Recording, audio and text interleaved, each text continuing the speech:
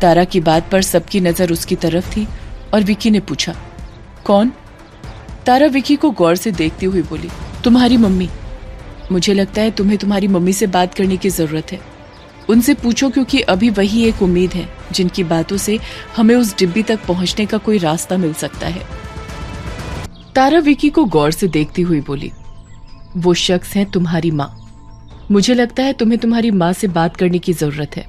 उनसे पूछो, क्योंकि अभी वही एक उम्मीद है जिनकी बातों से हमें उस डिब्बी तक पहुंचने का कोई रास्ता मिल सकता है।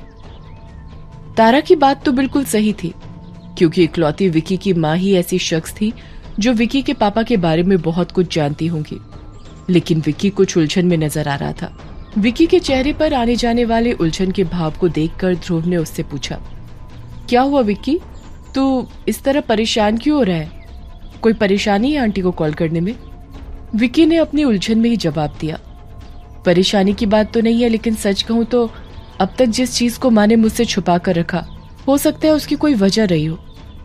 तुम तो जानते हो कि मेरी माँ चाहती भी नहीं थी कि हम पाली आए, और अब जबकि मैं उन्हें पापा के बारे में पूछ लूंगा तो वो हमसे भी तो सवाल पूछेंगी कि हम अचानक से ये सब क्यों पूछ रहे हैं।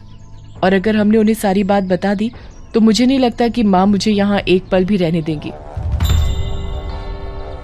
ध्रुव के साथ साथ वहां मौजूद सब विकी के उलझन को समझ तो सकते थे, लेकिन इसके अलावा कोई रास्ता भी नहीं दिख रहा था।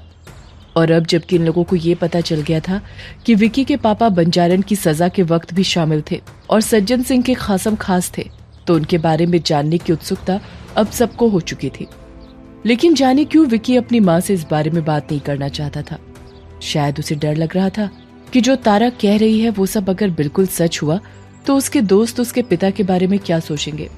इसलिए विकी ने बात को टालते हुए कहा, ठीक है, मैं आराम से बात कर लूंगा मम्मी से, फिर मैं बताता हूँ। लेकिन विकी की बात को टालने पर तारा ने उससे कहा, हमारे पास ज्यादा वक्त नहीं है, अगर तुम बात कर लोगे तो हमें कुछ हिंट मिल सकता है और उस बेसिस पर हम आगे बढ़ सकते हैं।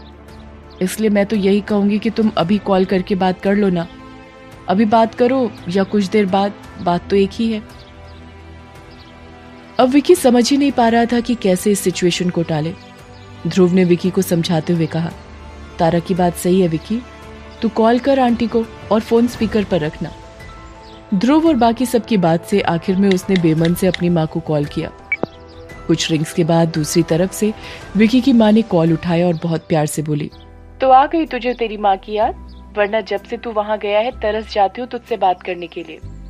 अपनी माँ की बात सुनकर विक्की मुस्कुराकर बोला, माँ आप कैसी बात करती हो, मैं आपको कभी भूल सकता हूँ जो मुझे आपको याद करना पड़े? लेकिन फिर भी सच बोलूं तो ऐसा लगता है आप हमेशा मेरे आसपास हो। माँ इस घर में आने के बाद मुझे ऐसा लगता है जैसे पापा भी मेरे आसपास ही रहते हैं। यहाँ आप लोगों की यादें हैं। विकी की इस प्यारी बात को सुनकर उसकी माँ हंसती हुई बोली, बस बस ये सारी चापलूसी की बातें करने की जरूरत नहीं है, और मैं जानती हूँ ये सारी गोल गोल बातें तूने उस ध्रुव से करनी सीखी है। वो खुद तो बातें बनाने में माहिर है ही, किसी को भी अपनी बातों से मना लेता है, और तुझे भी बातें बनाने में माहिर कर दिया है। अच्छा बता, ध्रुव कैसा है और अनन्या ठीक है? अपनी माँ की बात पर विकी ने ध्रुव और अनन्या की तरफ देखा। ध्रुव भी विकी की माँ की बात सुनकर मुस्कुरा रहा था और विकी ने बोला, हाँ वो लोग भी बिल्कुल ठीक हैं और यहाँ आकर हमारे और भी कई सारे फ्रेंड्स बन गए हैं। कुछ देर इधर उधर की बातें करने के बाद विकी गंभीर होकर बोला, माँ मुझे आपसे कुछ बहुत जरूरी बात पूछनी है। हाँ पूछना बेटा, विकी की माँ ने प्यार से कहा और विकी कुछ देर खामोश हो गया और फिर बोला, मैं आपसे जो पूछने वाला हूँ वो शायद आपको अजीब लगे, लेकिन मेरे लिए जानना बहुत जरूरी हो गया है, तो प्लीज आप सच सच बताना, अब मुझसे कुछ मत छुपाना। विकी की गोल गोल बातें उसकी माँ की समझ में नहीं आ रही थी, इसलिए उन्होंने शक भरे लहजे में पूछा, बात क्या है विकी? लेकिन विकी खामोश रहा, शायद वो सही लफ्ज ढूंढ रहा था अपने सवालों के लिए। दूसरी तरफ से विकी की आवाज नहीं सुनकर उसकी माँ परेशान होकर बोली, क्या बात है, कोई परेशानी की बात है बेटा? पता नहीं क्यों मेरा जी बहुत घबरा रहा था। पिछले कुछ वक्त से मैंने तुझे कॉल भी किया था, लेकिन तूने कुछ बताया नहीं है। मुझे ऐसा क्यों लग रहा है कि तू किसी मुसीबत में है। देख बहुत हो गया गांव घूमना फिरना, अब लौटा। अपनी माँ की बातों का कोई जवाब देने की बजाय विकी ने जल्दी से पूछा, माँ, मुझे आपसे पापा के बारे में पूछना है।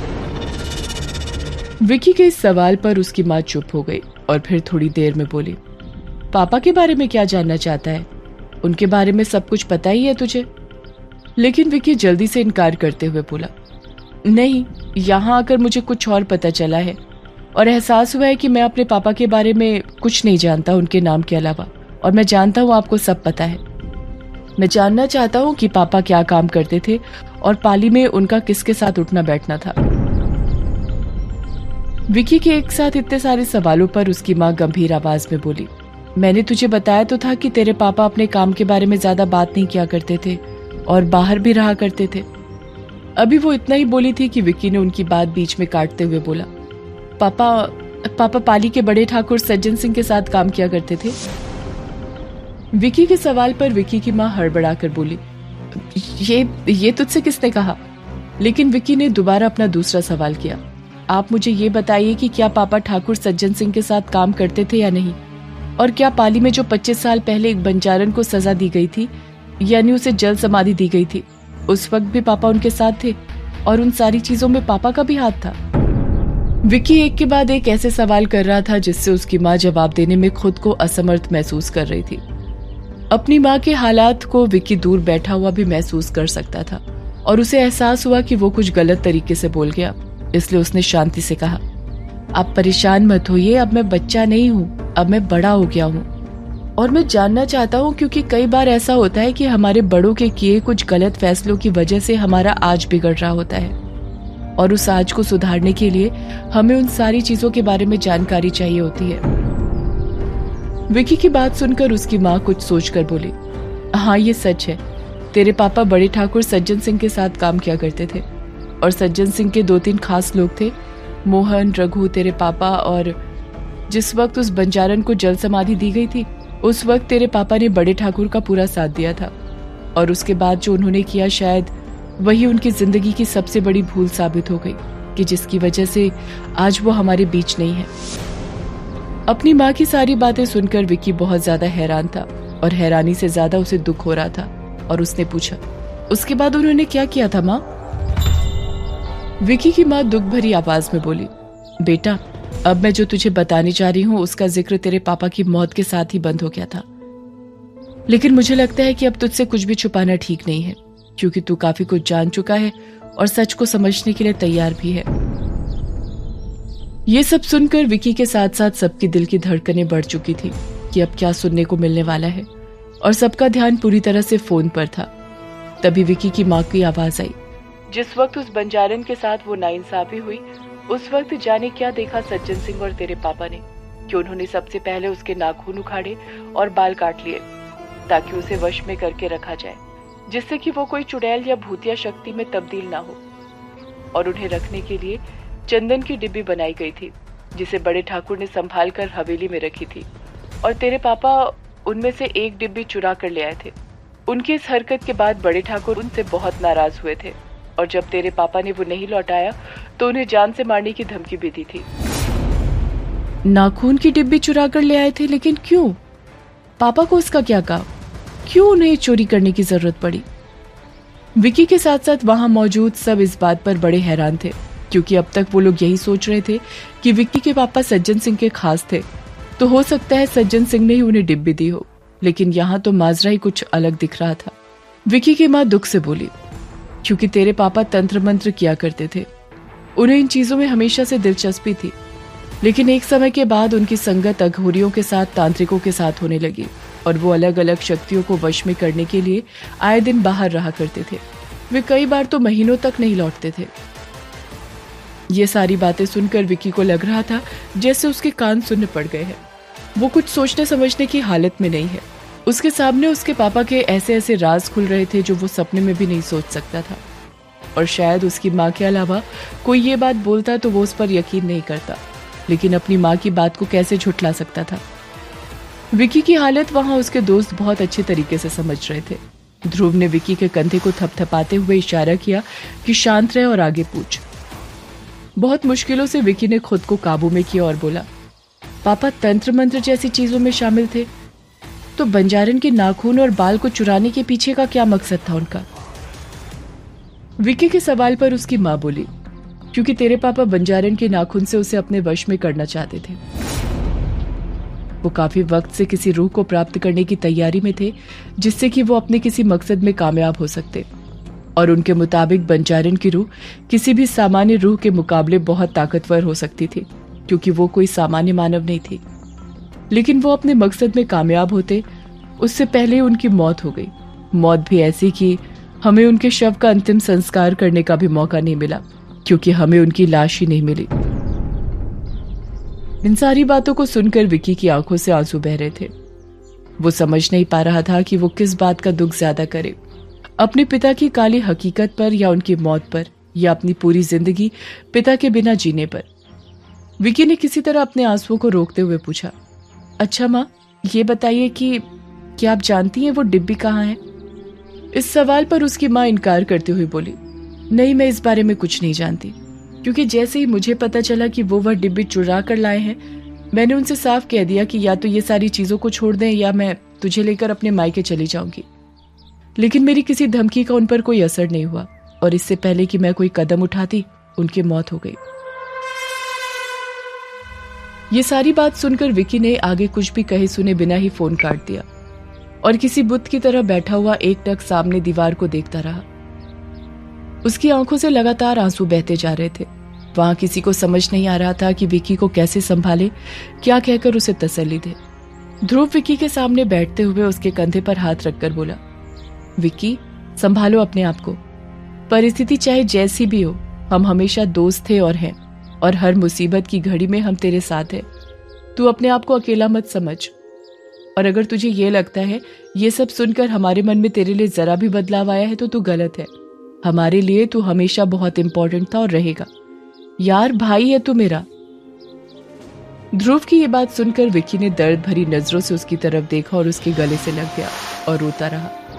ध्रुव ने उसे रोने से रोका नहीं, बल्कि उसे रोने दिया, क्योंकि कई बार इंसान के भीतर का जो गुबार होता है वो रोने से ही निकलता है। ध्रुव इस बात को बहुत अच्छे से जानता था, क्योंकि परिवार के होते हुए भी वो अकेले जिंदगी जीता आया था, और इसी तरह कई बार अपने भीतर के दर्द को आंसू के जरिए बाहर करता था। कुछ देर बाद विक्की जब थोड़ा शांत हुआ तो वो बोला, मैं थोड़ी देर अकेले रहना चाहता हूँ। इतना कहकर वो वहां से उठकर चला गया। किसी ने उसे रोकने की कोशिश नहीं की, क्योंकि विक्की की स्थिति ऐसी थी कि उसे खुद के साथ समय बिताने की जरूरत थी, ताकि वो खुद को तैयार कर सके चीजों को समझने के लिए, और ये जानने के लिए कि उसके पिता की गलतियों से उसका कोई लेना देना नहीं है। विक्की के वहां से जाने के बाद तारा ने अफसोस भरी आवाज में कहा, बेचारा विक्की, जाने उसके मन पर इस वक्त क्या गुजर रही होगी। हम चाहकर भी उसे अच्छा महसूस नहीं करा सकते हैं। तारा की बात सुनकर ध्रुव फीकी मुस्कुराहट के साथ बोला, हम सबकी परिस्थिति कहीं ना कहीं एक दूसरे से मिलती जुलती ही तो है। खैर, कुछ वक्त के लिए उसे अकेला छोड़ दो और इस बारे में कोई बात मत करो। मुझे यकीन है उसे जैसे ही अच्छा लगेगा वो खुद आएगा हमसे बात करने।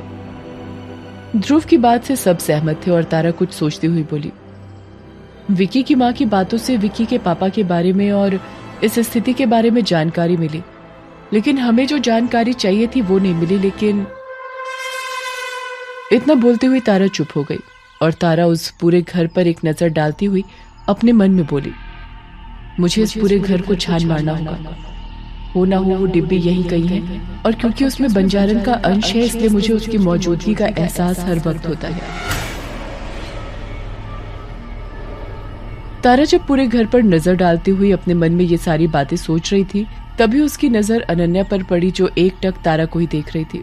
और तारा और अनन्या की नजरें जैसे ही मिली, अनन्या मुस्कुराकर तारा से बोली, कोई फायदा नहीं है। अनन्या की बात सुनकर तारा ने चौंकते हुए कहा, क्या मतलब, क्या फायदा नहीं है?